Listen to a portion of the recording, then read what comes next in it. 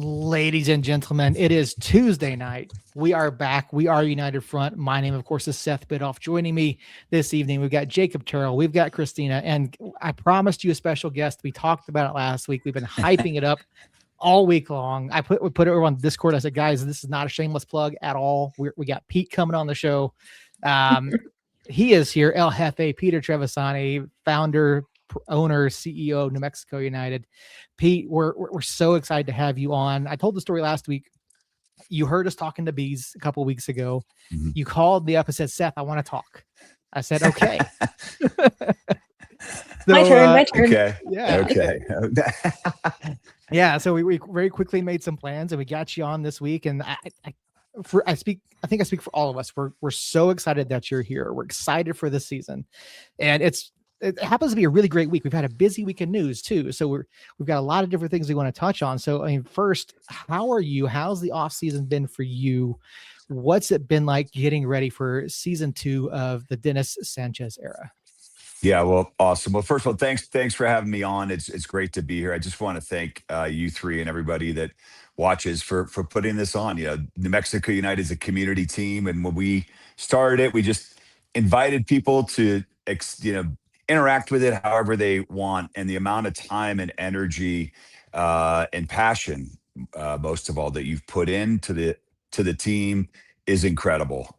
Makes me just smile on the outside and inside. So thanks for all the hard work. I know it's a lot. It's easy to do a podcast once, twice, but to be consistently out there, even when you're not feeling like it, is what being a pro is all about. And all three of you are pros. So thank you. In terms of season 2, I'm super energized this year. It's our 8th season. Something about this year, maybe it's the way we finished last year, not the way we finished, but leading up to the finish, the Western Conference Finals, getting a little bit closer to our goals, the fact that our coach is back, so many of our players are back, although we have some new faces, as we always do. I just feel like I'm personally hitting the ground running, and the team's hitting the ground running, and our staff's hitting the ground running. Everything feels way more advanced than it normally does right now. So super optimistic, and hey, we're undefeated. So we got that going for us. Oh, yeah. I like that statistic. Undefeated. Yeah. Let's go. Yeah, and as we see here tonight, we are exactly 1 week away from the preseason starting. I mean, the roster's making shape. We had some news this week, the past several weeks. The most recent signing, Sofiane Jafal, is coming in. You've got Brucey back on the touchline. I mean, talk about some of these most recent announcements and what this means for the club. I mean, obviously for us as fans, seeing Brucey come back and be part of the technical staff is really exciting for all of us. Yeah, I mean, Daniel Bruce, what a guy. He is an amazing human being. Second to him, being a player, he's an incredible player. But the fact is, he's just an amazing human. And the more time you spend with him, boy, you just grow closer and closer to him. And I think the great thing about Daniel Bruce is, in our first season, he was literally the last guy we brought in on trial. And, we had a few trialists that year that were unsigned that ended up making the team. And I remember Troy Lesane coming to me, and Daniel Bruce was sort of on the cusp. He had been cut by a few other teams. He would tell you all that. And I think Troy was like, hey, rather than, 22 or 23 players, what if we went with 24? We got this guy. And I think I had no idea what I'm doing. I don't even know if I do now, but back then I definitely did it. And I was just sort of like, do we really need the person? But I came out and watched him, and I saw Brucey's kind of grit. I've learned so much about the game and have a long way to go, but I could just tell that he was, even though he had a funny accent, was a New Mexican in the making. And so I was really excited that Troy kept him. It was his decision, not mine, but I guess we expanded the budget a tiny bit, and boy, who knew he'd be the last guy standing and now joining our staff. So, I hope 30, 40 years from now, we're retiring. Bruce is retiring from the organization as he's retired from the team. I hope he has many decades with us. Yeah, and obviously, off season have changed. A lot of guys coming and going. We just got the news that Kip Keller underwent sports hernia surgeries. Obviously, he's going to be out for a little bit of time. You've got Jafal in, you've got Rosa Reyna in, you've got Homer Lobo, Malik Howell in. So we've talked in the past, and we've heard other guys talk about the importance of having a New Mexico connection. Well, obviously, Yep. Malik was here for a amount of time. Previously Mhm. played for Coach Sanchez in Las Vegas. You got a Rosarena who played with Coach Sanchez in Las Vegas. What do guys like these two who are familiar with Sanchez bring to the club? And what does Jafal, a guy who's got MLS and other USL championship experience, bring to the club for this year? Yeah, I think you're touching on a really important part, which is, if we have 22 players, are they just the best 22 players that we could bring in? And the answer is we hope they are excellent players, and I can go into individuals and what they bring, and we can dive into it. I think that's what kind of, when you were talking to Bees, I was like, God, you're asking a lot of questions about the roster. We can get into some, not all those details, but a lot of them. But I think this year coming back, there was a lot of talk of, we need to make sure that we're bringing back the proper unit, that these are 22 players that could play together. They can play under Coach Sanchez's style.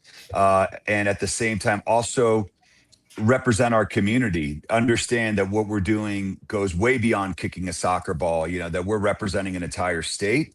We're exporting New Mexico, and we're showing people around the country, around the world, that we're good at this. We're very good at this, and these are the players that we're putting forward. So the shield on their chest represents a lot more than just themselves or their families, although those are certainly represented.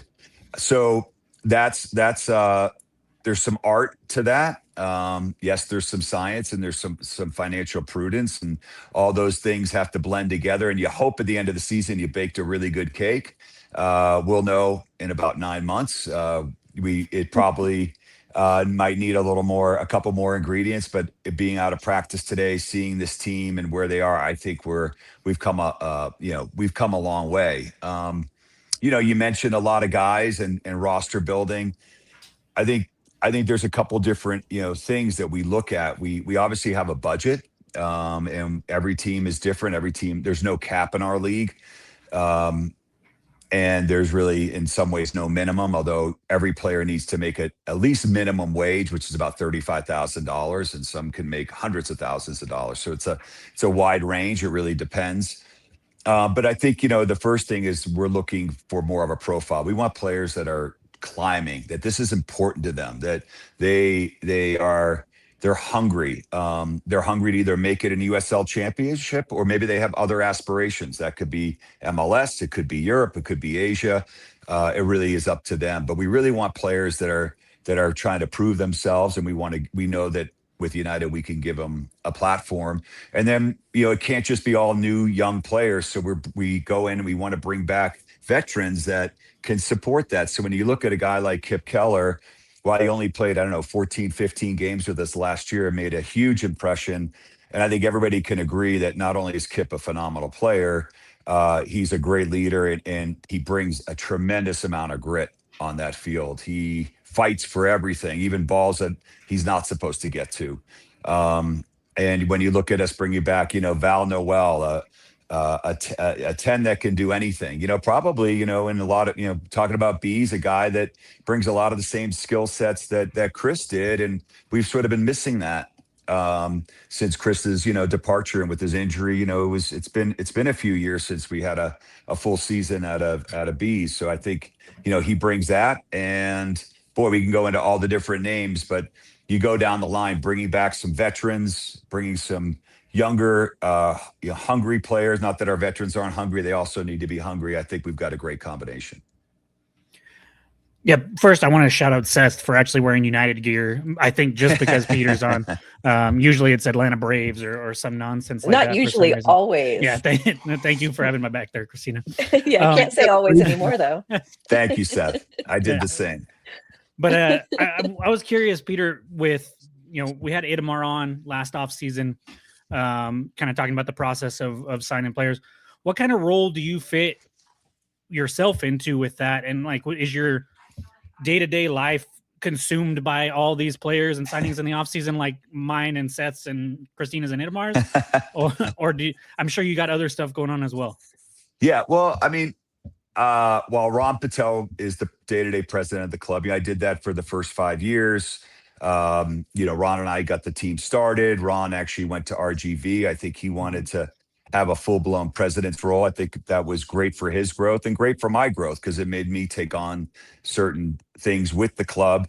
Once Ron came back, it was very clear that he would be the one running the club in the not too distant future. And that time has come, and he's in his in his second season as full-time club president, doing an amazing job on so many levels. It allows me to take a CEO role in, meaning that I'm still very engaged with the club, and it's as well as the academy and the foundation and working on things like the stadium. But so mostly I got to let people do their jobs, which was a little hard for me at the beginning. And, I always want to throw some ideas out there. So I want to let Itamar do his job, but we talk every day pretty much. I talk to Coach Sanchez, at least 3 times a week, or I'll see him out of practice. And, with Itamar, we'll talk. I think Itamar loves running ideas by me. We brainstorm, but I'm never going to say, hey, we got to go get this player or that player. I might say no to a player, which I haven't done very often, but maybe I've just redirected him a couple times, feeling like the profile might not be perfect for our club, but that's super rare. So mostly it's understanding what he wants. Sometimes he loves it when I play devil's advocate, which is one of my favorite things to do. We talk about ideas. How do we get creative? How do we build bridges to sign players, to get players? And so, we're talking almost every day, and Itamar but he's doing the heavy lifting. Dennis is doing the coaching. Ron's running the staff. I get to just sit here and do podcasts with you guys. So life is good. So you mentioned the bringing in players and stuff like that. We talked to Weehan last a couple weeks ago now about contracts, specifically we kind of went broad, more USL specific. Obviously Chris played for United and played for a bit for Orange County and Reno, so he had a few stops along the way. But one of the things that I really am curious what your perspective is on is that contract philosophy for New Mexico United and kind of what that looks like. Yeah, so it's philosophically, what we like to do, we want to value some flexibility, right? We want to make sure that we have flexibility with our roster so that we can adapt intra and interseason. And at the same time, we want to balance that with making sure that we have our players that we feel are, that we're committed to in here for multi-years when we can. And so there's a constant balance with that. So a lot of times, we've signed players to 1-year guarantees with options, 1-year guarantees with no option, 2-year guarantees with an option, 2-year guarantees with no option. We tend to not go much further than that, than a couple of years. And frankly, if a player is playing really well, it's their advantage to sort of be a free agent as soon as they can. So I think when we're building the roster out, there's a couple things. One, for guys that are climbers, like we're talking about, looking to reestablish themselves, prove themselves. Maybe that means they used to play on the U19 national team for America. Maybe they went overseas. It didn't work out. There could be an injury. It could be a personal issue. Something kind of got them off the path that they were on, and we want to give them an opportunity to reset. So in those players, a lot of times we might sign into a 1-year deal with a 1-year option. And if things are going well during the season, it's not uncommon for us to extend them, guarantee next year, give them a signing bonus, and add an option year. That happens, that happens quite a bit. Doesn't happen for everybody. And not every player wants to sign an extension midseason, but that we've had a lot of success with that. And then, in the off season, it just really depends what we need. Most of our veterans that we had this year are guys that are returning. Val, Kip, Gideon, Chris Gloucester, Zico Bailey. We got Chris Shake signed going forward for a few years here. So a lot of these guys, Greg Hurst, Deion Harris, we signed him after his ACL injury, knowing he wouldn't even play for a good portion of the season. No guarantee on what that would be. He had a great half year last year, obviously scored probably one of the most important goals in our team history. We have him for another year this year, and then we'll see where it goes from there. So, each player is a little bit different, but I think most of our veterans came from our returning players, and then the newer players, while some of them are veterans, and you name some of them, and have a veteran role, we're hoping they can establish themselves and be here for many years to come. How do you balance? You said earlier that there's no salary cap or anything in the USL. So you see teams like Lexington this year who went out and spent transfer fees on two really high, I would assume high priced players in Philip Goodrum and Aaron Malloy. How do you kind of find that sweet spot of, hey, we're not going to go crazy like these guys over here, but we still want to compete? And is it just strictly down to Itamar and his crew for scouting and kind of fitting those players that fit our profile? Yeah, it's a good question. We only control what New Mexico United controls. I think that I think there are some teams that make those big splashes. You just named two great players, so I would never take away from either of those players, and I'm glad they're doing well and making the money they're making. But if you have a player, one of the things we talk about is if you have a player, let's say making $50,000, just because you pay him 100 doesn't make him twice as good. And so, for me, we want to recognize guys that maybe were making 50 and that have outplayed that contract. But we also want to make sure we think the best is yet to come with them. You're paying them for what you think they're going to do, not what they did. And we don't want to just say a higher number. We could get into these bidding with certain players. So oftentimes we're not the highest bidding contract, but there's a lot of players that want to be here and they see that this is the best place for their career, either to be here for multi-years like Kalen Wright. And Kalen was adamant that he wanted to be in New Mexico and ended up being our captain for many years. We have other players that came back this year, frankly, for less money that they could have made somewhere else because they want to be here. And we have a responsibility to them to make, to show them that they made the right decision and they were right to entrust us in that way. And so, there is, we're looking for those types of people. Frankly, if we were going to go out, I think as a league, generally speaking, it's great. But once you start passing kind of the MLS minimum salaries, which is I think about 103, 104,000, maybe it's gone up. So you can correct me. But if you're going to start paying a lot more than that to a player, I would love to see us kind of go outside the country and go get a new face and bring him into the league and make the league better. It's great that guys in the league are getting a lot, more than the MLS minimum in many cases. But I love, I don't know that actually enhances our league or raises our league up. It's still the same bucket of players. So I'd love to see us go out, go get a guy from another country, go out and do the work. So ultimately, we have to keep in mind that not every team has a sporting director. When you have coaches that are picking players, they have limited time. A lot of times they just want to go with the people they know.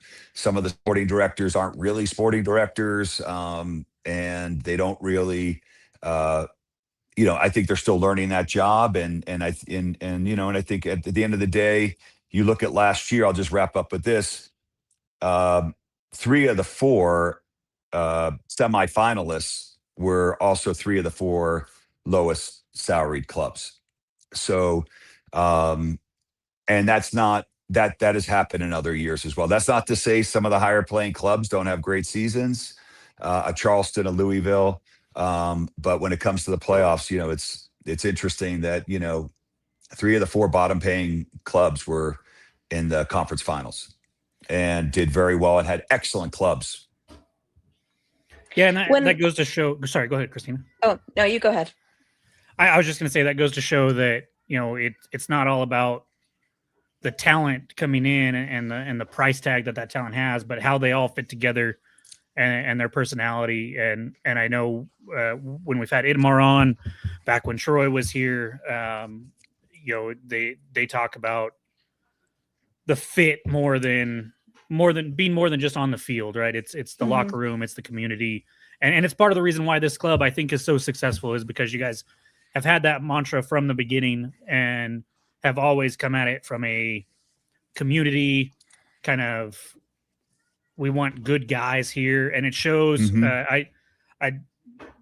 I wasn't a soccer fan whatsoever, really, before United came along, and I bought season tickets, went to the first match, and it was a draw, and I was still blown away with all of the players going around the whole stadium and taking pictures, signing autographs, and stuff like that. That blew my mind. And you see that with other clubs some, but it just feels different with this club. And I think it goes to show that, it's not always about the budget being through the roof and bringing in, I'm going to pick on Charleston a little bit because last year on paper, we thought Charleston was going to blow everybody away. MD Myers, Cal Jennings, Nanan Hosu, Rubio Rubin, the list goes on and on and on. And then first round of the playoffs, they're bounced and don't get to make that deep run that we made and the other teams in the semifinal made. So that I was just wanting to throw my 2 cents in there. But Christina, what do you got? I appreciate that. I was just gonna say, I see on social media, like the USL players, their social media presence and all of the conversations around the CBA negotiations and players just really, I see players from United reposting or posting to their stories, that sort of thing. So that's where my knowledge is coming from. And they're talking about fighting for like a minimum wage. They're fighting for health insurance or reasonable locker rooms, those sorts of things. And when I think of United, I mean, year 8, but for all 8 years, I feel like right out the gate, United has always set the gold standard. Like you guys have always done everything outside of the box, whether it's the Somos Unidos Foundation and the academy being set up and it's not a pay to play. None of those players have to pay. Or the way that there's internships or, the way that like Jules came to be part of the club. I mean, I feel like it's always been outside the box, really community forward and really genuinely taking care of the staff, the admin, front office, players. But I find myself curious, how much as the owner are your hands tied being part of the umbrella of the championship or of USL when it comes to that sort of CBA negotiations? And how much are you able to decide on your own with of course Ron and everybody else involved with United, with the club, what the pay is going to be, or what the facilities look like, what do the practice pitches look like, are they safe? Those sorts of things. Yeah, I mean, Chris, those are all, thank you for saying that. And there's sort of a lot to unpack in that. And so, we were just talking about like salaries, and a lot of times we talk about just the absolute number of what they're getting paid. And one of the things that we know here, we're never going to be the top paying club, but we can have a really great place for the guys to live that want to choose our housing. And they're out in Mesa del Sol and some new buildings that have swimming pools and weight rooms and saunas. I think you talk to the guys and they love their living conditions. So we're not just trying to get the bare minimum for them. We're trying to get something they really like. We've been providing, some meals. They're not gourmet. A lot of times, they're traded out, but there's a lunch for everybody after every practice. We're not required to do that. And frankly, you throw in some breakfast. That's like over a 6-figure commitment every year. It's a lot of people you're feeding every single day. You're not obligated. But so what I guess where I'm going is we would like to, what we can do is put a little bit more into our training staff. We built a locker room.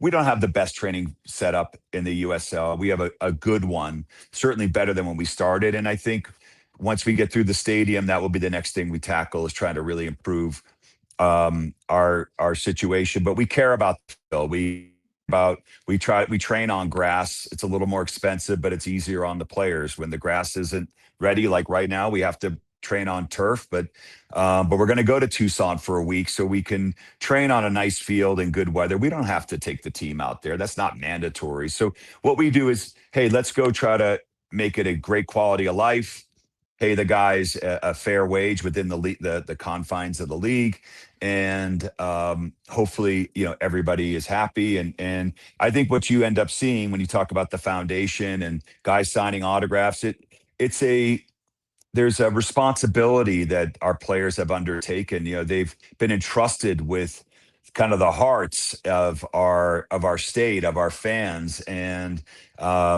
they want to reciprocate that. And I think that the players, they may not all come in understanding it, but by the end of the season, they build a deep connection with sometimes individual fans that they see time and time again, and stay in contact even after they're gone. Harry Schwartz is constantly in touch with fans, and we talk about that.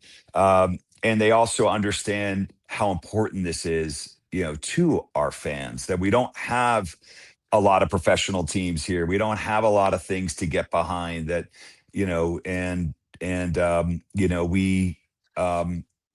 we really rally around.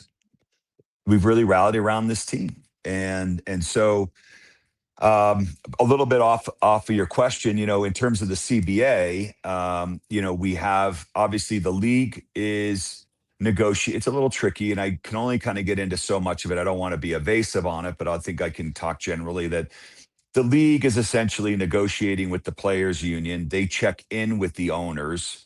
I think that, without getting into too many specific issues, look, the players should make a living wage. I think, and I think the old days when I entered the league, there were some teams that they were used to paying players $500 a month. It was sort of semi-pro. Like, that's gone. That's gone. Those teams are gone. They've moved down. They've moved out.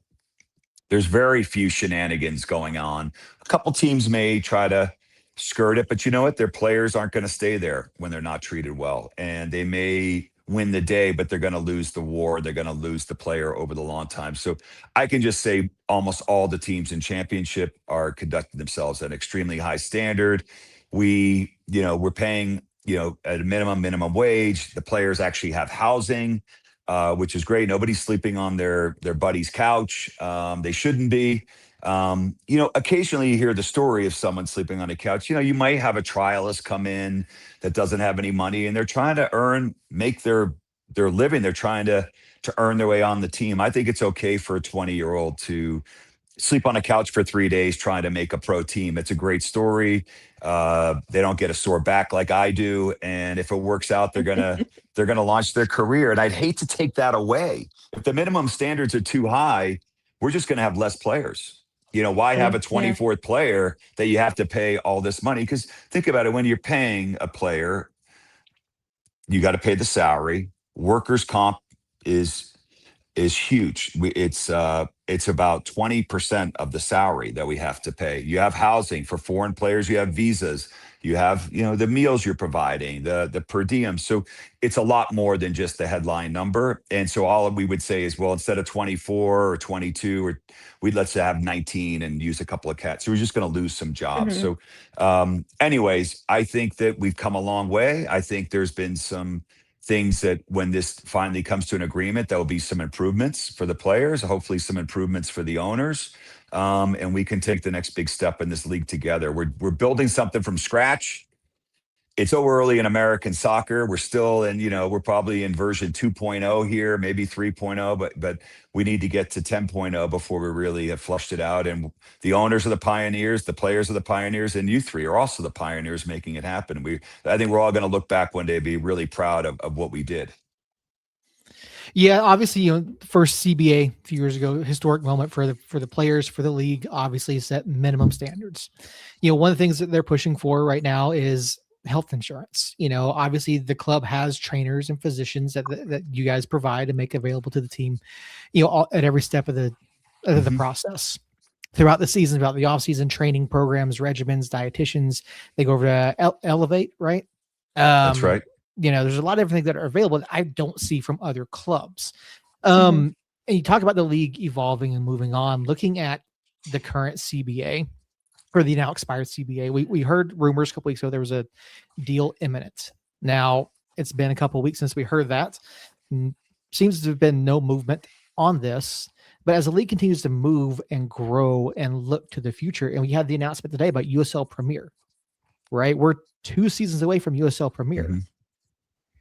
How does the evolving world of the CBA and the evolving world of the USL work together to where you've got both sides? And obviously no sport is immune to work stoppages. We've seen it in NFL, MLB, WNBA is potentially coming up on a work stoppage. You know, how do the two sides come together and to continue to build this into this dream that USL wants to be the first American pro rel system? And where does United fit in that? Yeah, I mean, there's a lot of great things. Yeah, you mentioned healthcare. You know, just to be transparent, we offer our players the same that we offer our staff, which is 50% coverage on healthcare. And we have many staff members that opt in, and we have some staff members that opt. Maybe their spouse, a partner has a different plan, and we offer the same thing to our players. You know, our players, and so we don't want to change that. And some clubs do the same, but every club is different, and and so what might work for United may not work for another club, and that's where the negotiation gets tricky. But we have trainers, we have masseuses.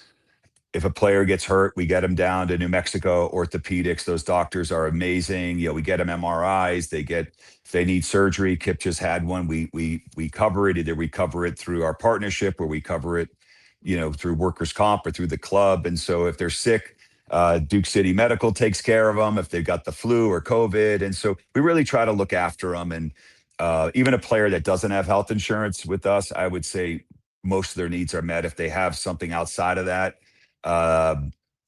they could be on their own. But these are people. We're all people. We got to do our best to take care of each other. So in terms of, where the league is headed, I'm super excited. I think these CBAs, this one will happen, and it will have a 5-year term or so, and then it's going to expire. We're going to have another and another. And at some point, it's hopefully just keeps improving, and our league keeps improving. And I think our league is really ambitious.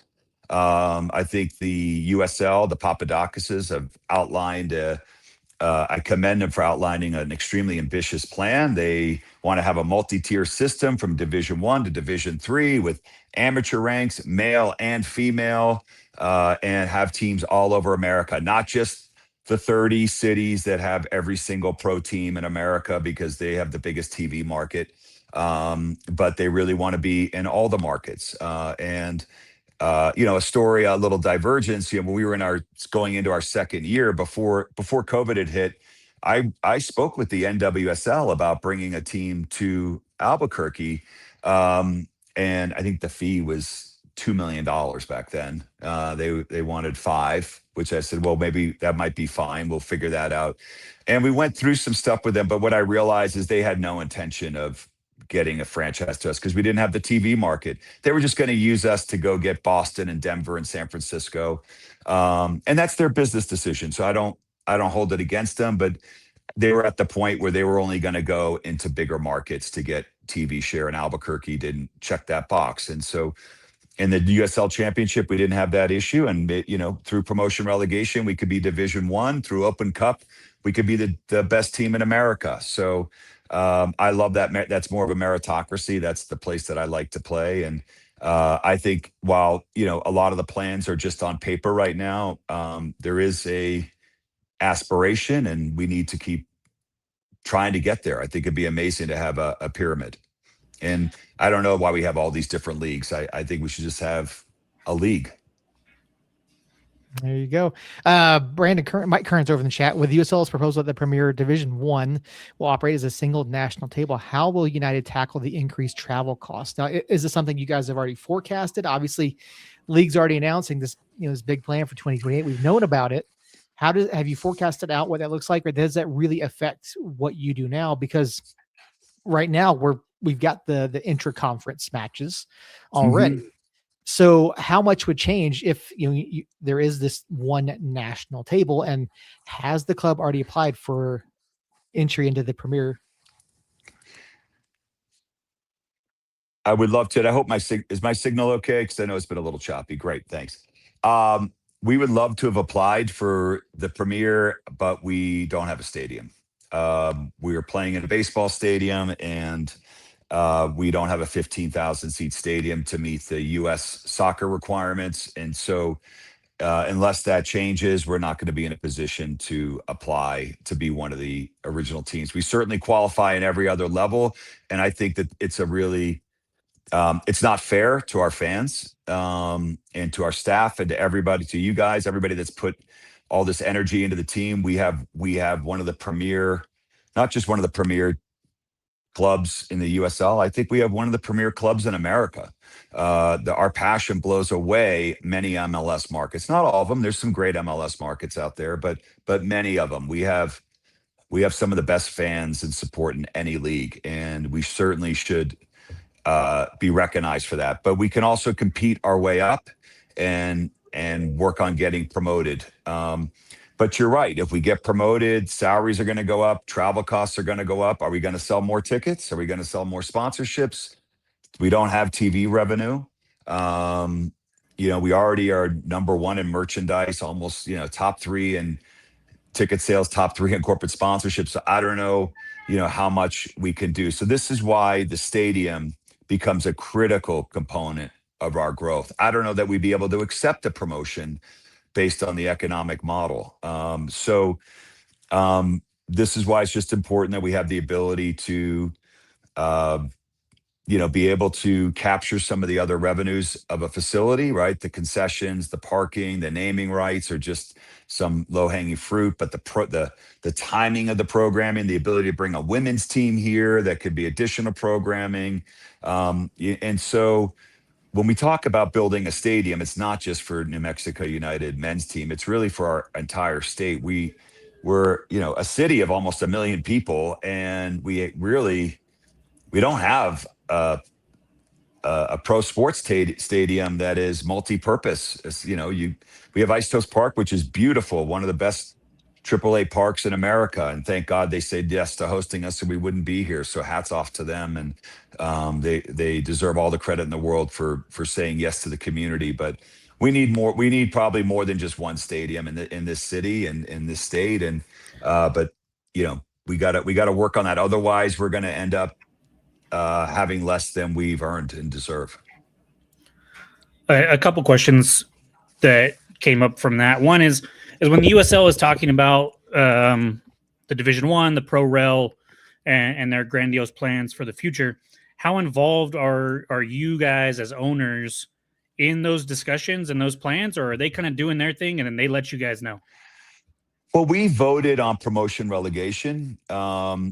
Division One's really the league's priority, but they certainly were in contact with us. I think everyone was supportive. Promotion relegation, while it took a while to get it approved, I think most people were in favor. Almost, nobody wasn't in favor. I think that there was I think more people, including myself, wanted to see what some of the mechanics were behind it. And the headline's great, but how was it really going to work? And so, when New Mexico United wasn't supporting promotion relegation at first, not because we don't believe in it, because I do, it was just a matter of, hey, how are we going to do it? What are the details? Let's not just rush out with the headline. Let's make sure we've got something that's going to be scalable and is going to work. And so, but I, at this point, it's been approved. I'm excited about it. The league's excited about it. It's really up to the league to get those teams. But we're also going to lose a bunch of teams from championships. So I'd love to see promotion start this year, where if a League One team wins their division, they come up to championship next year, because at some point we're going to lose 12 or 14 teams, and we're going to have 12 or 14 teams. So we're going to be traveling nationally anyways. which is fine. We can handle that. So I'd love to see us start doing promotion now, fill up championship, and so when it rolls out, we already have a lot of teams ready to go in each level. When it comes to some of those details, obviously everyone for the most part looks at Premier League over in England as the gold standards of promotion relegation. As teams go down, they get balloon payments from the league and from things like sponsorship deals and TV rights deals and things of that nature. Has there been any sort of discussion as far as that goes, and how do like league sponsorships like the Prinks Tires Cup and Jägermeister Cup, how does all of that play in, and what sort of profit sharing or revenue sharing did the clubs partake in? Yeah, I think that while there is the ability to profit share in some of those things that you said, the 99% of the revenue comes from your live event business, your ticket sales, your sponsorships, and your merchandise. Maybe, our media right now, while we have some great media partners, the compensation part of that is pretty much non-existent. I think we're trying to take a long view. National corporate sponsorships are very minimal for the league, and something they're trying to work on. So when I look at the next 5 years, I think it's going to be really what we drive here in New Mexico that is going to be the revenue we need to support the team. So when you ask, well, why are we in the bottom 3 or 4 paying teams? It's because we want to make sure we have a team in 5 years. And we operate, while this is, we are not trying to maximize profits by any stretch of the imagination. Our ROI is really the what we bring into the community. It's the smiles at the game. It's the bringing together of the people. If we can run this club even at break even, I would do that forever, because it's an important thing to do. So this is not the best investment if you're just looking to get cash back on your dollar, but it's the best investment in the world if you're really looking to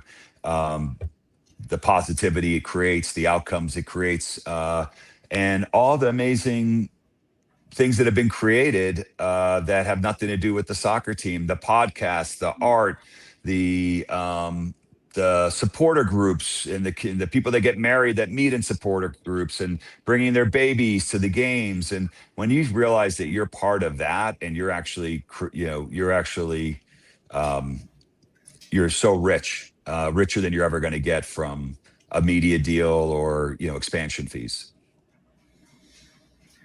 Yeah, that I love that answer. As somebody who had a kid during the 52nd minute of a match in 2019, and I got yelled at for checking to see if Santi Moore scored again while my wife was giving birth.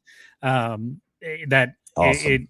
As somebody, and also as somebody that grew up in New Mexico and saw the Scorpions, the Chili's, all these other pro, semi-pro teams come and go.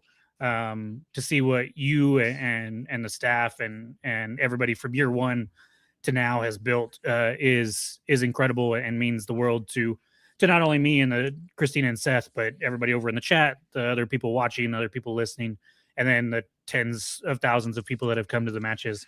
When we talk about revenue and generating revenue and what we need to get to the Premier, USL Premier, and everything like that, a stadium is always first and foremost on that list.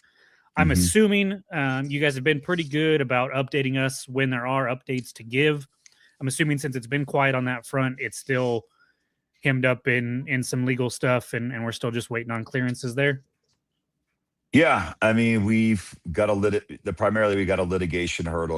We've got a few people that that have anointed themselves the godfathers of their neighborhood associations, and have somehow, for some reason, have decided that this is their Waterloo, and somehow what we're going to create is going to destroy their lives. And I, while I'm very sensitive to the fact that there's people that live as close as a half a mile from where this is going to be. This is an 8,000 seat facility. It's not an 80,000 seat football stadium. And while our games can be loud when we score and when we're cheering or a magic minute, this isn't Metallica playing for 3 hours straight. And I think just some things there's so much fear and no real willingness to really get educated on what the issues are. And there's a lot of people in the neighborhoods that want to see that have reached out. They want the stadium. They actually feel like their housing value is being held back, that it would be more valuable if there was a facility close to their house, and they're frustrated, but they're not able to kind of break through the logjam in their association. So, that's not, an area that every, individuals have a right to fight back in our country, and there's a legal way to go through that. And we just have to go through this legal process. We believe that mostly it's the city that's in litigation, not United, just to be clear. So it's the city attorneys, it's the mayor, it's their staff that is working through this. But we believe that we're on the correct side, that there's a few people that are just using all the loopholes they can to drag it out as long as they can in the hopes that we go away. And I think New Mexico United going away would be a disaster for so many individuals and for our state. And we can't be afraid to progress. Everybody got here because a house got built that you're living in, and it didn't exist 500 years ago, unless you're in a cave up in, and so we need to have good controlled growth, and we can't be afraid to take some risks. And we talk about all the negative things that we have out there and how people are suffering and the homeless and drugs. And New Mexico United is a healthy rally point for our community.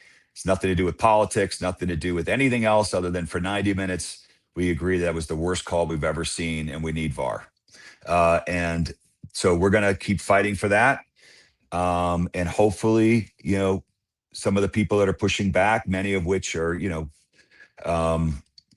yes, they've been here a long time, but I think we just have to start thinking about the next generation. Jacob, you just had a child. There's a whole generation that hasn't been born yet, and we got to set them up for success. And this is one of the things that we can do to do that. Yeah, Jacob talking about his kid being born. My fiance and I, our first date was at a United match. So I love it. There we go. Yeah, the first time she Christina, came out. I know. I'm like, United? Have I had any pivotal life moments? I've got teenagers, so yeah. Oh, yeah, boy. No. Okay. Yeah, you just push them out to the game. You're like, Mom's staying home. You guys go to the game. I need some time. Basically, yeah. Yeah. Great. Sometimes I can convince them to come, but they usually come for the food. I'm going to be honest. Well, when we have our own place, we'll have all New Mexican food, and we'll show off all the great food we have in this state. You brought up the dreaded 3-letter acronym over there, VAR. There's a comment about it potentially coming back. Has there been any more talk on VAR coming back? Obviously, the championship was one of the trial leagues that did it, and there have been plenty of moments where we would have wished it was there or wished it wasn't there. So, do you think that's another necessary step for the league? And there's the question: what's USL doing to improve the refereeing? And I can tell you right now, that's not the league's call. That's pro. That's not the league itself. But what technological advances do you see the league potentially implementing going forward, such as bringing back VAR, goal line tech, things like that to help improve the quality of the matches that we see either in person or streaming online? Okay. Seth, by the time this podcast is over, you're going to get Itamar. Itamar's going to quit, and the league's going to call me and kick me out of the league. So thank you for that. It was worth it, by the way, though. Yeah. So let's say, take a step back on the refereeing. First of all, so much respect for every human being, and they are human beings that have put the work in to become a referee, male and female. I think, they're not highly paid. They're traveling in, they're giving up weekends, and they're doing it because they love it. And I think we need to kind of keep that in mind, that these are real people with real families. And then one of the problems we have with refereeing, it's a high class problem, which is that we've had so much growth in professional soccer in America. You look at the expansion of MLS, You look at the expansion of the NWSL. You look at the expansion of the USL with the Championship League, with League One. That means more games. That means more referees. And so you're taking one pot of assets, which are the qualified referees, and you're spreading them thinner and thinner and thinner. So we need to keep investing in the referees. And at the same time, we need to give them tools that help them do their jobs. They're humans. That's part of it. And mistakes will always get made no matter how much VAR you have, for sure. But I personally am very frustrated that while we talk about Premier League and League 1 and 2 and 3, and that we can't get some simple VAR on the sideline. I think it's a joke, actually. I think there's high school sports in Texas that have some kind of video replay, and I keep hearing the reasons, and I start to question, is the quality of the game a priority? Because it should be, and people are paying money for these games, and the players are competing. And so if we could just get some simple video replay, doesn't have to be the most sophisticated, and somehow use it in a way that even if it was to overturn half of the calls that were poor, maybe we don't have the right angle on an offside, we don't have the right angle on a red card or on a goal going over the line. So maybe we just don't have it, and we're going to stick with the call on the field, even if it wasn't the right call. But if we could just shift and reduce the calls that were not correct at pivotal moments and cut those in half, that would be amazing. And then we can just complain about that half, but at least we're complaining about a smaller bucket. It will cost some money. There's money out there. I just think it's long overdue. There's no reason we shouldn't have it. Everybody else seems to have figured it out. We just seem to kind of keep talking about reasons why we can't quite figure it out. It's very frustrating. We have an ownership meeting in 2 weeks, and I will be once again voicing that it is a joke that we don't have something simple in place. So hopefully we get something within the year to get started on that. You mentioned the growth of soccer in North America, but I wanted to ask you about the quality of the USL as far as on the pitch from 2019 to now.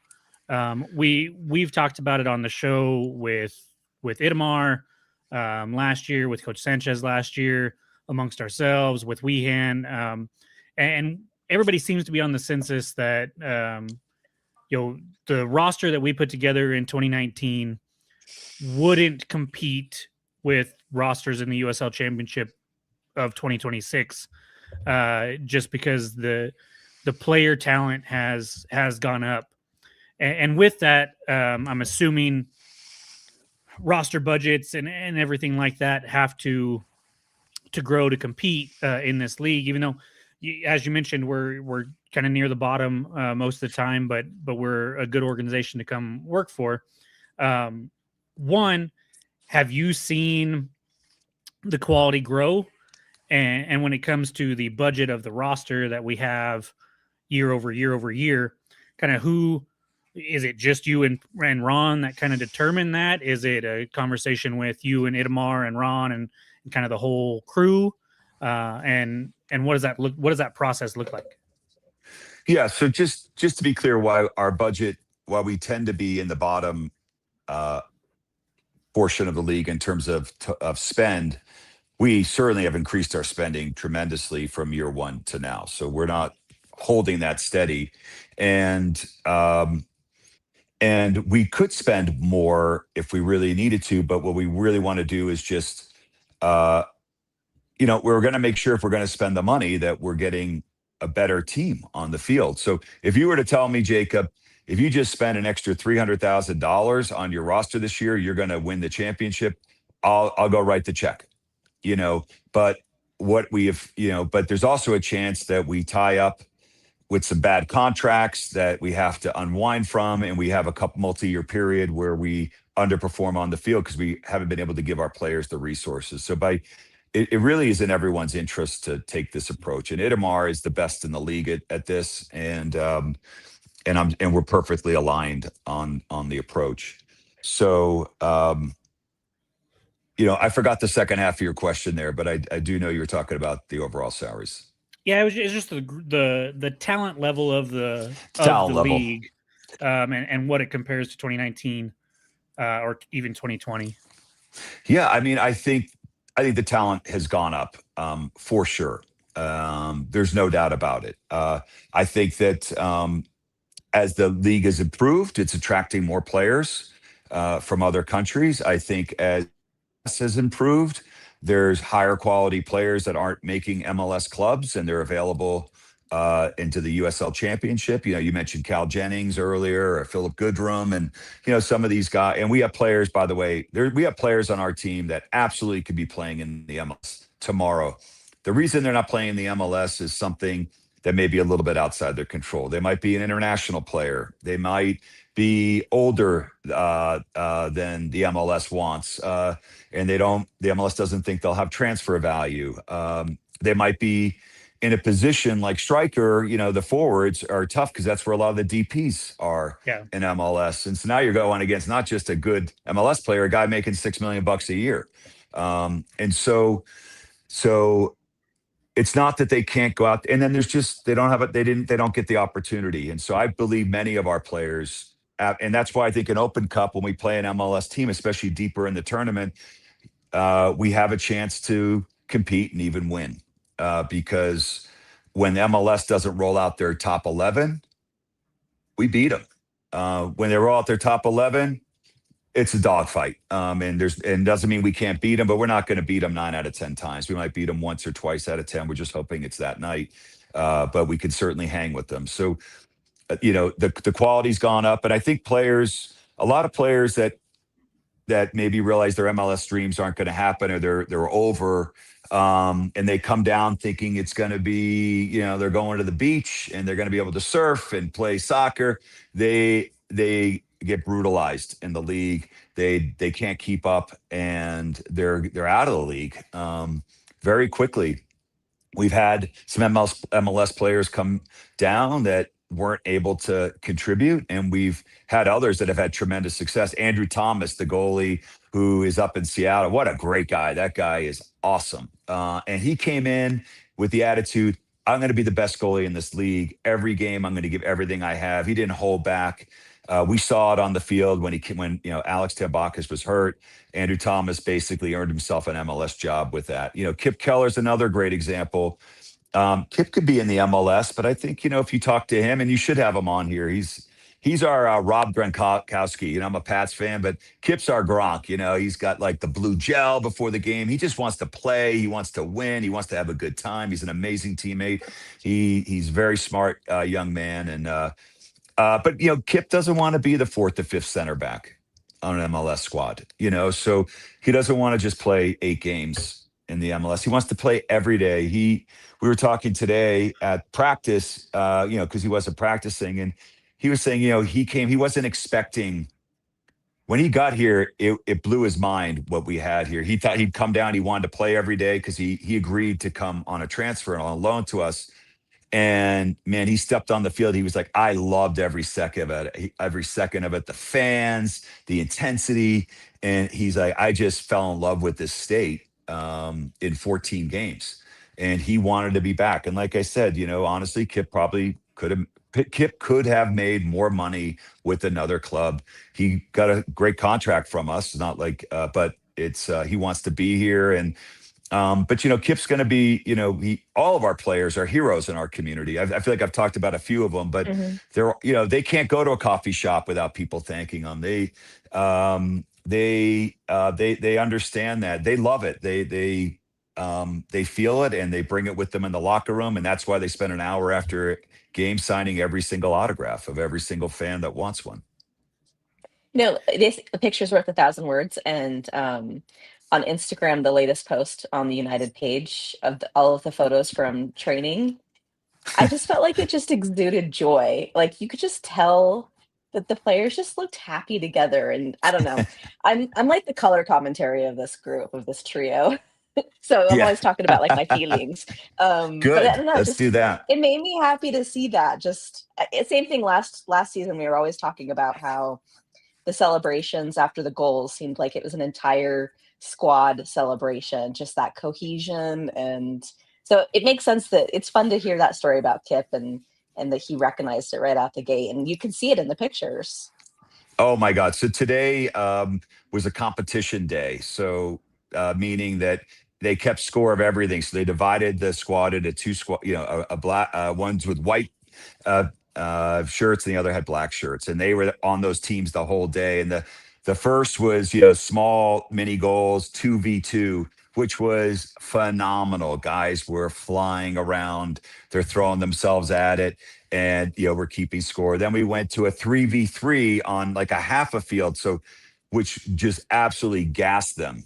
You just think about that. It's like breakaway after breakaway and amazing saves, amazing goals. So, and then they ended up in like a 6v6. And at the very end, we had a shootout.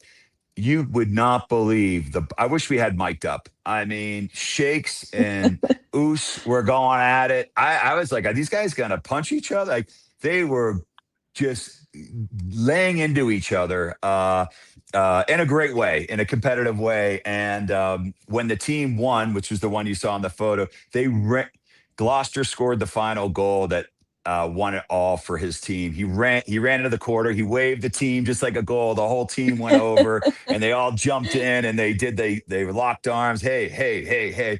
And the guys that lost were just, they were bummed. And then we came together and that's competition. And I think that's something, I think Coach Sanchez wants to do that once a week is just, remind them like we're competing. And I think, Mhm. these guys, when I see it, I see the kids in them. I mean, they're men. Some of them are in their 30s, and some of them are still kids, and they're 20. And you got to remember that God, that's a 20-year-old out there. But boy, they're out there playing and they're living their dreams. This is what they've been doing since they're 3 years old. This is what they've been picturing, and this is what I love about New Mexico and our fans is that when they're on the field and they score a goal and 10,000 people are screaming and standing up and crying literal tears like I do, they deserve that. They're Mhm. pros. These are excellent pros. These aren't amateurs. These are some of the best players we have in our country, and they've earned that. And when they're in an empty stadium, I feel that's a shame. I remember saying that to Sante Moar. We had our first game, and he's like, Pete, I've never played in anything close to that. I'm like, Santi, you should, because you're an amazing pro and you deserve to play in this environment. And I think the players feel it, the fans feel it. And that's why guys share Ubers and cars to practice. That's why they hang out and they live together. They hang out. They're buddy. They play video games together because they're knuckleheads sometimes. But these guys are great friends, and it really shows. And we are a family, win or lose. Yeah, it really does show. I've had the privilege of doing the United in Our Abilities for a few years. And then Hmm. last year was that buddy program with the Rio Grande Down syndrome. Yep. And that is such a highlight for me throughout the year, getting to see the players come and interact with the kids. And they're doing it on their own time. And Yep. but you see that camaraderie between them, those players who are there and interacting with the kids together, and the kids are just looking at them like, wow, they're superstars. And I think it's just fun to see the players just like lapping it up too. It is. They really enjoy that. They enjoy that connection to the community, and it's really important. We have a few players that have grown up here. They really understand New Mexico. We have others that they don't speak English very well. They come from a country I can't pronounce, or they come from, they come from a small village in Africa, but in those moments when you can focus less on language and more on feelings, you don't have to speak English to feel empathy and to feel connection. And so I think when we have these players in these situations, they just get closer to our state, and it only makes them want to fight harder on the pitch. We're not going to win every game. No doubt about it. I would love to aspire to a perfect season and never concede a goal.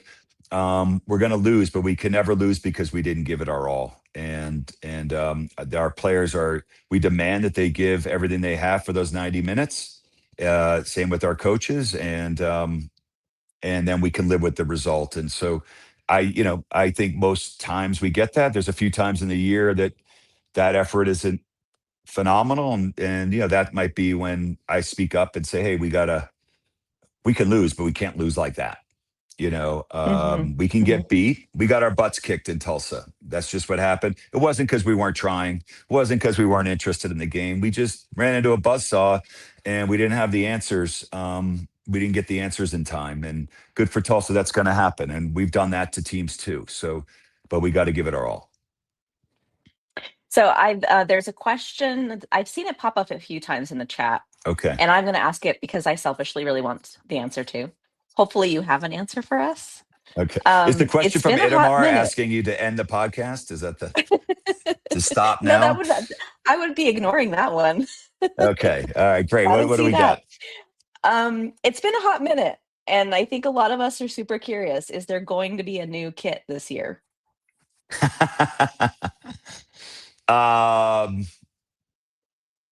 Let's get the magic 8 ball. We'll give it a shake. You guys ready for a new kit? You ready for a new kit? It's been a long time coming. Well, and also it feels like we don't have Bruce was our last OG, right? So this is kind of like the turning of a new, another page. Year 8 seems like a good time. Yeah, I agree with you. It seems like a good time. So I'll save you, Peter. I'll save you. Thank you. Hey, I don't want to ruin all this. People are working hard. So look, I think it's I in terms of kits in general, I think I like being in a kit for a multi-year season. I think a lot of thought goes into those. They don't just come out of a random printer. Sometimes we're a little limited with Puma and what we can do. We like to be a little more creative. I think Meow Wolf Night, you see the full creativity of that organization, and maybe they're sometimes too creative for people, but that's okay. So I think we're always going to have some specialty kits. I think it's good to have your core kit have a multi-year run, but they also need to be refreshed from time to time. I keep hoping for a collared kit. Yeah, Seth's been talking about that for a while. Good, I think. Be good, Seth. You might get your wish may come true this year. So we'll see. We're always trying to be creative. We always want to be a little different. We don't want to be afraid to take risks. We know every kit won't be our best kit. Doesn't mean we don't aspire for that. But we always want to. It's really important. And what I love is I'll go to a game and I see every single kit. There's people in first year kits. There's people in specialty kits from 2020. There's, I see. Do you have a question, Jacob? Is it? No, I was just pointing at all the kits. Oh, you're pointing at all the kits. Okay. Because that's a year 1 kit right there with Schmidt's name on it. Schmitty, yeah. That one has TLC on the front. It's one of the preseason ones. I won that. Oh my God. And then that's last year's. Both of those, I can't get the Reyes and Maples both have their signature on him. I've got the New Mexico True one. I have. Yeah, I think so good. I think me and Christina both, I think pretty much had every kit that had come out. And so yeah, we love it. And we got the new kit last year with the new font on the front, which was fine. It scratched a small itch, I guess. Yeah. But yeah, we definitely would could want a little more. Mike Kearns, aka at Desert Fryer, actually asked if we could get white kits for the summer when it's 100 plus and let the other team wear dark. Which reminds me of the Crane Shares kit and throw way back to the white kits. That was a blast from the past. But I'm assuming the black kits will remain the home kits. It's hot during the summer, no matter where we go. So if we're wearing black kits here or in Phoenix or San Antonio where it's muggy, it's gonna suck no matter what. And so I'm okay with the black kits being here. That's a good point. We did the white kits the first year. We did a Meow Wolf sort of specialty once. Remember when we did the Omega Mart when we went to? Oh yeah. And characters too. So we had a couple of white ones, but that's a good shout out. I think that's worth taking back to the club. But I'll just say, look, as you're doing budgeting for 2026, increase your kit budget a little bit. Okay, just in case. And I mean, and and it's also like the T-shirts and what I love is when we can bring an artist in and they make a T-shirt. So when we're, it's not always maximizing profits. It's how do we do more than just sell a T-shirt? How do we push an idea forward, push an artist forward?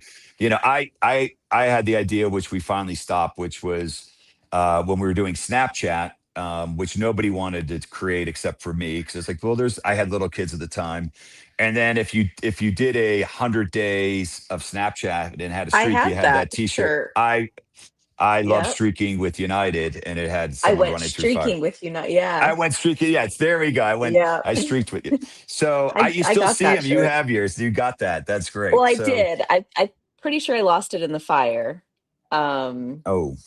I lost everything in the fire, but I'll see if I have one for you, Christina. Okay. Oh, thanks, Peter. But I mean, you guys showed up at my sister's house with a huge box full of tons of United gear. So I am set, even despite losing some of those OGs. Well, you're gonna make me cry now. So a couple of minutes, that's all I wore was all of my United gear. It's all I had, but I was happier than could be to wear all that. Well, I'm glad we could support you in a small way at a tough time. But those little moments add up, and we gotta support each other. This is our community. So there's no way to pivot out of that professionally. I'm sorry. Justin had a comment, had a question in the chat that I'm very intrigued to see what your answer is, Peter. And I'm going to tweak it just a little bit. So he asked, if you could only win one trophy this year, what would it be? And so he has the championship. He calls the USL, formerly Jägermeister Cup, the Malort Cup. And then he has Open Cup. And I'm gonna separate the championship into two halves there: the Supporter Shield for the best regular season, or the playoff, or the Malort Cup, or the Open Cup. Which would you prefer, Peter? I could probably do better. I could probably rank them for you. Let's do that. That's perfect. How's that? Heck yeah.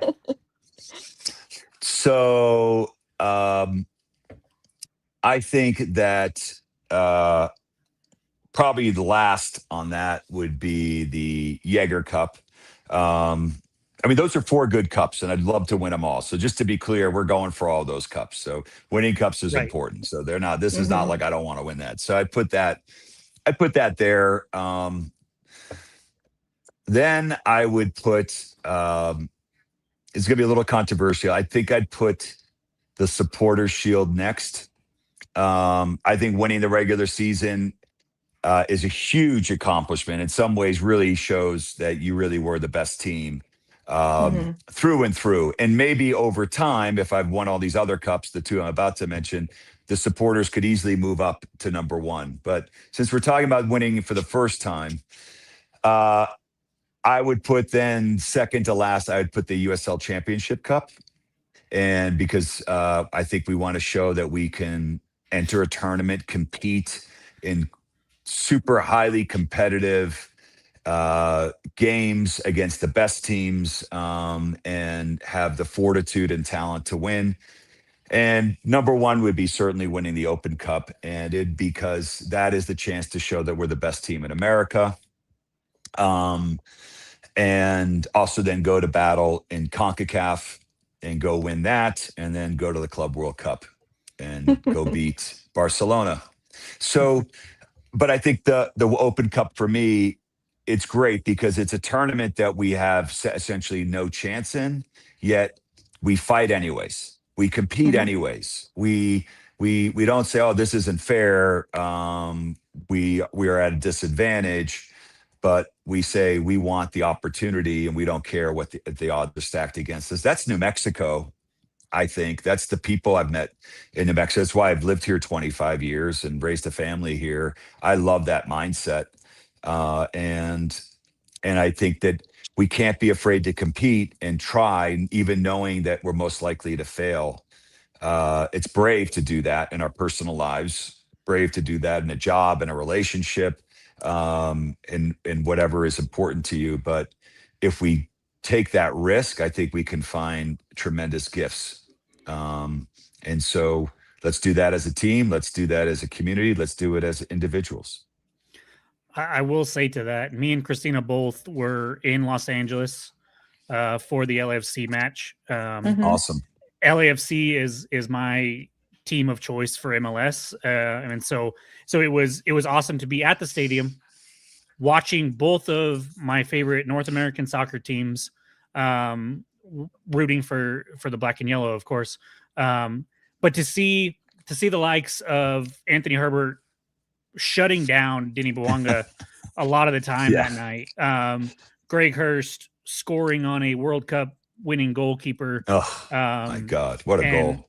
and the fight that the team showed, even though, like you said, I mean, that is a tall task to go into an MLS stadium against their top team, against their number one Mhm. squad, with the likes of Denny Bouanga, Bogush at the time,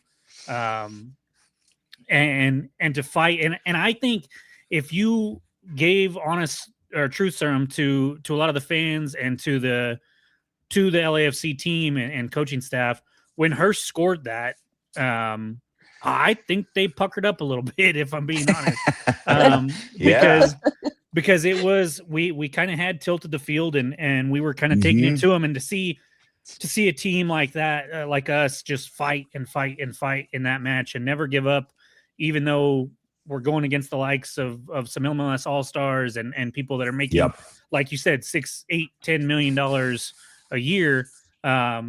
It's an incredible journey that me and Christina got to go on and Yeah. watch. And thank you and the rest of the staff for being able to put that charter plane together and stuff. But with that, last year we kind of had a disappointing outing, losing to El Paso. Yeah, exactly. But we do have the last People little should bit. have been fired, but we were nice. But we do have our first match for this year's Open Cup announced. It will be here in Albuquerque. Well, there in Albuquerque. I'm not in Albuquerque, but it will be there in Albuquerque on the 18th of March at UNM Soccer Complex. What is the World Cup? You kind of touched on it, but what does it mean when these smaller clubs get to come to us, or we get to go to those smaller clubs? As somebody who, we see it from both sides, because we get to host the smaller clubs, but then we get to travel or host these MLS giants. When we're playing a team like Cruisers FC that we're playing coming up in March, what does it mean to them, and how do you guys handle that as a club, bringing in somebody like that? I was at the Lubbock Matador match a couple years ago, and I'm close to Lubbock. I'm the same distance from Lubbock as I am from Albuquerque, and I haven't got to a Lubbock match yet, but I plan on it. And so, how do you feel about those smaller clubs being able to come to us? Yeah, look, first of all, I love it. I wish we could host them in a proper stadium, because they deserve it. They've earned it. And I want their experience when they come and face us to be the best they have that year. And so if we went to play LAFC and we went and played at, a community college or, a high school field, we'd still go out there. I mean, when we played Dallas, we went out to SMU's field. And frankly, I think one of the reasons why we won is because, for the Dallas players, they didn't think their team cared enough to put it in their own stadium. And so now we have scheduling issues, and we're thankful that UNM is providing a great atmosphere. That's still an excellent stadium and excellent field. And so it's not, nothing about that. But so what you just said is true, is that this is their Super Bowl. And when you talk about LAFC, I know what it meant to Tony and all of our play and Greg Hurst and all of our players that were told they weren't good enough by an MLS coach that never even, or they were told they weren't good enough without even getting a chance to try out.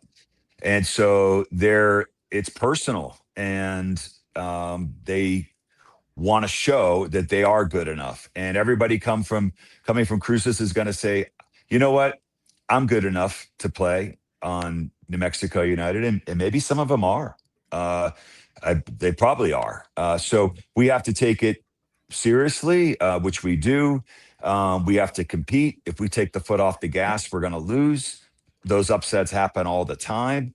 Hopefully we can give our best effort and come away with a win. And it's also a great opportunity for us to play our starters, but also hopefully get some look at some guys that maybe haven't been playing as much. So if things are going well, there's an opportunity to get some academy guys in. But if they're not going well, then the academy guys aren't getting in. So anyways, long way of saying I'm so excited they get to come in. There's a graveyard of higher division clubs that have gotten eliminated by lower division clubs. It's embarrassing. And there's really no excuse for it. But if we don't give our top effort, we're going to end up out of the tournament. And once you're out, you don't get back into the next year. Speaking of guys not getting very many looks, we're right here on the cusp of the season. You just mentioned the academy. Obviously, the club has got some trialists out at preseason. Is there anyone that's catching the eye of yourself or Coach Sanchez or Itamar, whether it's a trialist or an academy kid, someone who's ready to take that step to come into the club or step up from the academy this year? And who should we be watching that's not on the main roster right now? Yes. His face was blurred probably today. Yes.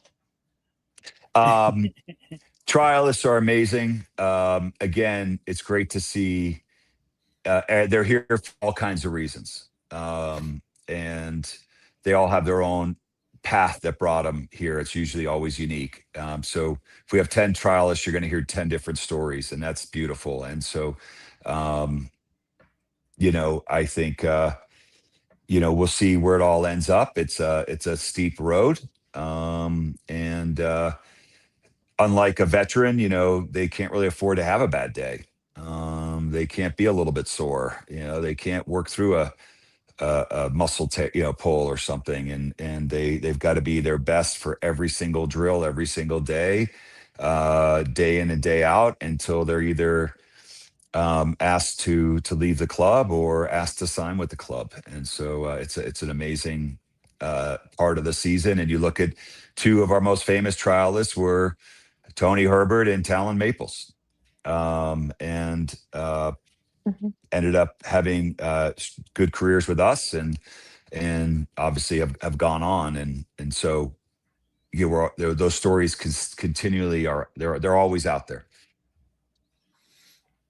We're almost to the end of the podcast, Peter, and I just wanted two quick questions for you. One, when you started the club and started the process for the club in 2017, 2018, did you imagine it could be where it's at right now?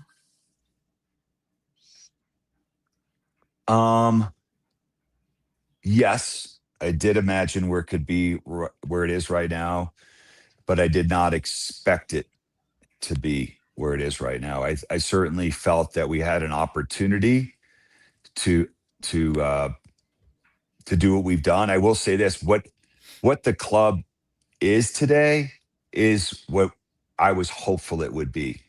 And I'm not talking about how many people showed up or how many T-shirts we sold. I'm talking about what it means to the community. I'm talking about the positive outcomes that we've been associated with, and so that is what we really wanted. That's what we were hoping, how it would be received. It's really not up to us. We can invite people, but at the end of the day, it's your team. It's the community's team, and what where it goes is really up to the individuals. So I'm really thrilled that it is where it's at. And I never was going to measure that in how many people came to the games, but I was going to measure it in how we interacted with each other. And I've been so happy. It is.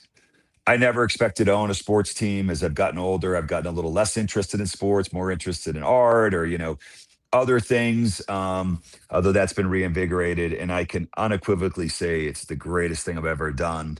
I feel so like blessed to be entrusted with this club. And wow, I'm so happy Ron talked me into it. Well, thank you, Peter. Christina, Seth, you got any last questions, comments, concerns for Peter? So I do No. have one, and it's one Go for it, that Seth. I know that some folks have been very curious about. Obviously, some tough decisions at the end of last season. Talon Maples moving on, Alex Tambakis moving on, Brucey and Kalen obviously retiring. How hard was it to make those decisions and I don't know if if there was no contract negotiation there. How hard was it to see him and Talon, who after the contract extension was signed, to see them leave the club that they've come to be such a huge part of? And is there anything you can tell us about anything behind the scenes that might have caused them to want to make that decision, or was it kind of a mutual, hey, it's time? Yeah, I meant to say this proactively and weave it into the very front end of our conversation when we were talking about the roster. And first of all, just wanted to thank all those people. Thank Daniel Bruce for what he brought to our club and his heart. Thank Kalen Ryden for deciding that this was the place that he wanted to play and for being such an incredible leader on our club. And Alex Tambakis, I mean, he is such an incredible human being. He handled the most incredibly difficult situation with as a perfect pro. I mean, he obviously wants to compete and has shown he's one of the best goalies in the history of our league and is a top goalie. And if anyone had a right or to bitch and complain and to pout, it was Alex Tambakis. And you know what? He put the team first, and he said, "Whatever it is, I'm going to do." And I'm so happy he is. He's found a home, and I'm rooting for him all but 2 games this year. 3 if we see him in the playoffs again. So we were in contact. He knows how I feel, and he's been. And I think we're leaving on great terms. Unfortunately, we at some point we have to say goodbye to everybody, and we have to say goodbye to every coach, and we're going to say goodbye to me as owner one day. And this is the progression that happens. This shows success if we're going to have a 100-year club. And when your kids are doing this podcast, and when their kids are doing it, and I think as Sergio's not out there, and it looks like he's probably not going to continue his career either. And so I will just say this let's talk about the 3 guys that essentially have retired. They could all have played another season. And for different reasons have decided it was time to move on. And I think that every professional in every league has to come to that decision. Kalen really was ready to get back to Oklahoma and with his family, and I think just get on to the next stage of his career. I think Daniel Bruce had a devastating injury, had a lot of setbacks. Also felt like it was time to, he just got married to a beautiful woman, Joy. He's going to be in New Mexico forever, hopefully with us for as long as he wants to be. I think he felt he could have come back and rehabbed and maybe been like a Dayon Harris. I have no doubt he would have made it back on the field. And I think Sergio too has just decided, he battled a lot of injuries. Guys have been playing since they're 3 years old. Think about the accumulation of minutes, how many games they play. So grateful for all of them. They're all going to be heroes here for their entire lives, and they've earned that. And sometimes we need to say goodbye to guys that aren't retiring, but they need Talon Maples, who came in as a trialist and earned his way into a big contract with the Switchbacks and a big transfer fee. And that's a success for everyone. For him, for us, hopefully it's motivating for anyone coming into a trial now that they want to be the next Talon Maples. And we're hoping that we have the next Talon Maples on trial right now. We'll see, figuratively, not literally. So we have to be okay with saying goodbye to people. Kwele Akale, would love to have had him back. He got a big offer from Louisville mid-season. But I'll give him all the credit. He signed his contract with Louisville when he was not in our starting lineup anymore. We had a big lull mid-season, and a lot of our starters had to sit out games. Some came back and took a starting role. Some didn't, and we obviously had a good year. He came back on and had some of the best games of his career when he could have been saving his body, saving himself, kind of been disinterested because he was going to another team. He laid it all out in the line. What a great human being he is. I love that kid, and so grateful. He left on a good note. He finished things the right way. He left strong, and everyone, you can't always control why you leave the club, but you can control how you handle yourself. And the club can't always control when we have to say goodbye, but we can also control how we handle that situation. And sometimes we get it right, sometimes we don't. Sometimes the player gets it right, sometimes they don't. But we can always try to learn and do the best. But we're just so grateful for all of them and their contributions, and they're always welcome to come back and be recognized by our fans. Well, I think to myself, there's been a handful of players who have come back. Santi, Wehan, Freighter. I mean, it's fun when they make a return. But also, It's not lost on me that I feel like so many of our players, when they leave, they're not leaving to another club. They're leaving to do a different, whether it's, I think of like Hamilton and like finances or whatever. Yearwood now with, who is it? Which club? He's with Zach Prince. Greenville. Yeah. Like it's just cool to see them just moving on to different parts of their life. And just goes to show how much they truly did love New Mexico and the club, and that it is like family.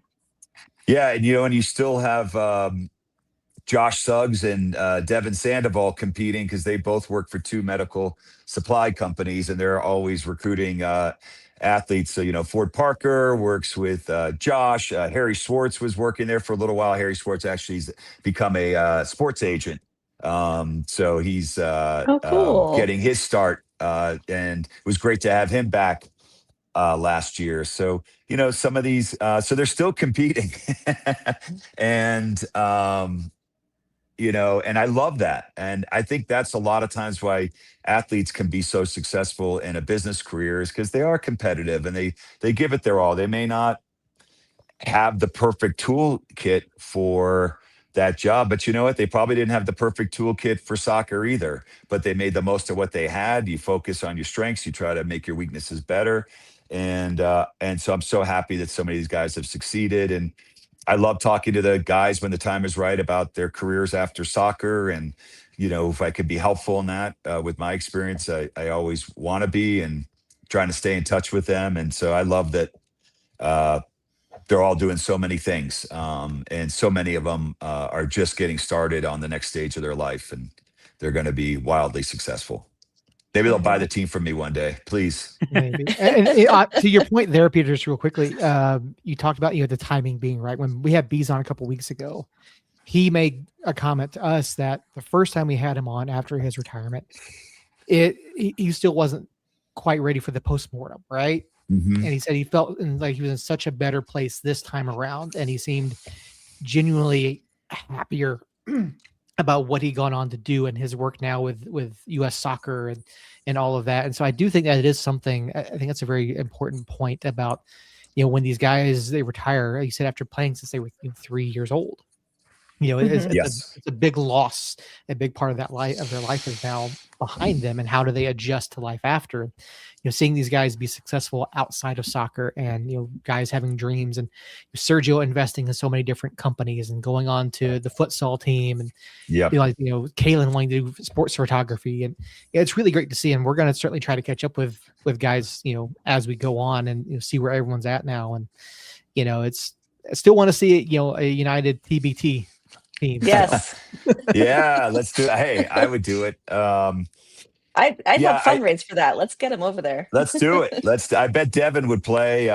We could get some guys for that for sure. I would just say, look, I think it's difficult. It could be hard. And this isn't just soccer. There are times where you're just not able to keep doing what you used to be able to do, and even though you want to do it, and that's hard. And so that happens in all kinds of careers.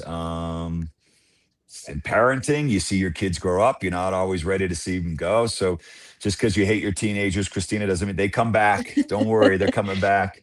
I got a Um, senior. I'm bracing myself. okay, right. And it's hard. But that's the cycle of life. And sometimes you can deal with it very well and very quickly. And sometimes it just takes some time to move through it. Mhm. And there's no right or wrong way. And if it takes you some time to get there, then that's what it takes. And it's hard for me too. I show up, into the locker room this year, and there's no Kalen Ride, and Brucey's got glasses on, trying to look older and more, coach like. And I still sometimes expect to see Josh Suggs and Devin Sandoval and Sam Hamilton and Cody Mizell and Troy Lassane and coming in, and it's so beautiful that we've got to interact with all those human beings, and that there was a time in our lives that we were entwined, and we'll always have that connection. And so many of them have gone on to do incredible things. So many coaches in the MLS, assistants and pros, and Mhm. all the other things we've said, and they're wonderful. I'll say this, because I played up growing American football, and I've got some great teammates from college, and there were some guys that weren't so great, and I don't think we've really had any serious disciplinary problem with any players. I had one player the first year who was texting someone's daughter who was maybe a senior in high school. He was probably only 21. It wasn't like, and the mom in Elevate told me about it, and we kind of shut that down. I'm like, let's Let's um, not. let's not do that. And like, honestly, like, that's been about it. So these are great guys. They love being here. They're good people. They're not knuckleheads. And so I wasn't sure what to expect with pro athletes, and it just goes to the leadership of our coaches, the leadership of our locker room, and one day we probably will have an issue with somebody, and we'll handle it the right way. I'm not naive to think it can never happen. But credit to Itamar to try to screen for that the best we can, and we want to make sure we bring in good people. And God, so much Mhm. credit, so many good guys. Well, Peter, none of the guys that we've talked about, the podcast that we're on, the 10, 12, 15,000 people in the fans would be possible if you and Ron hadn't made this decision to start this club. And so from that, from the friendships and relationships that I've made through this club, the opportunities that it's presented me with the podcast and other things, I think I speak for everybody that was here tonight. I want to thank you from the bottom of my heart for that decision, and for all the work that you and Ron and Clint and everybody at the front office that I've now known for 8 years somehow. It's crazy. I've known New Mexico United, a lot of the staff from New Mexico United, longer than I've known my youngest son, and so I want to thank you for that, and then thank you for. I don't know how many owners would take 140 minutes out of their evening to come on to a podcast with three relatively unknown people, 3 of the thousands of fans that this club has. And so thank you for all of that, Peter. Thank you, Christina and Seth and everybody over in the chat for being here as well and being a part of this. And yeah, I'm really thankful for what you've done, Peter. Thank you, Jacob. And, to every single person you just mentioned, just thank you right back. You made my hopes and dreams come true, and wouldn't have been possible without everyone you just said. And you 3 are part of that. And I'll do 140 minutes with you guys anytime. So Well, thank you, Peter. we'll go overtime. When's the shootout? Yeah. We're deep in stoppage time right now. So yeah, okay. Thank you. I want to thank everybody over in the chat. Usually I go name by name, but there were so many new faces and new names that I'm just going to thank everybody kind of blanketly for coming into this special episode. And we'll be back again next Tuesday, 8 p.m. on Facebook and YouTube. Unfortunately, we won't have Peter. He's not going to be a regular just yet. But we will be talking about some possibly some more signings announced. We'll cover Jefe and stuff that happened this week a little bit more. We'll talk about the US Cup, Open Cup, and stuff like that. We'll have our full takes on the USL Premier and that whole pyramid and everything like that. Awesome. So please tune in again next week. And until then, you guys, love y'all. Somos Unidos. See ya. Somos Unidos.